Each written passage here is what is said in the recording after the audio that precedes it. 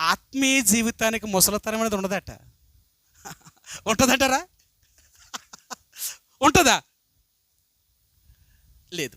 అందుకంటే కదా మన ఆత్మ అట ముసలితనం ఉండదట. ఆత్మకి ఆత్మ ఎలాగుంటుంది? ఆత్మ ఎలాగుంటుంది? చిన్నలుగా ఉంటుందా? యవనంలాగా ఉంటుందా? మధ్య వయసులో ఉన్నట్టు ఉంటుందా? ముసలితనం ఉన్నట్టు ఉంటుందా? ఆత్మ ఎలాగుంటుంది? ఏమండి?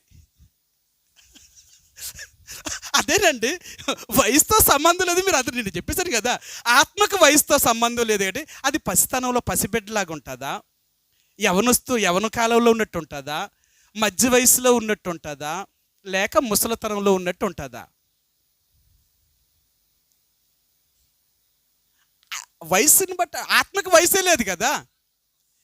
ఆత్మకు వయసు కూడా లేదు. అది ఎన్ని సంవత్సరాలైనా జీవించగలదు. దానికే వయసు, ఆత్మకు వయసుతో నిమిత్తం ఏం లేదు. శరీరానికి వయసు. మన దేవుడు ఎలాంటివాడట? మన దేవుడు ఆత్మస్వరూపి. ఆ ఆత్మస్వరూపి ఎలాగున్నాడట? నిన్న నేడు నిరంతరం ఎలాగుంటాడట? ఏకరీతిగా ఉంటాడు. అంటే ఏకరీతిగా ఉండడం అంటే, ఒకే రీతిగా ఉండడం అంటే, ఒకే రీతిగా ఉండడం అంటే అంటారు కదా, అమ్మ నిచ్చి పెళ్లి కొడుకు అమ్మ అంటారు చూసి, కొంతమంది కూడా ఆమె నిచ్చి పెళ్లి కూతురు అమ్మ అంటారు చూసారా? వాళ్ళు ఎప్పుడు చూసినా ఎలాగ ఉంటారట? నిత్యం ఎవడులాగా ఉంటారట. అంతేనా?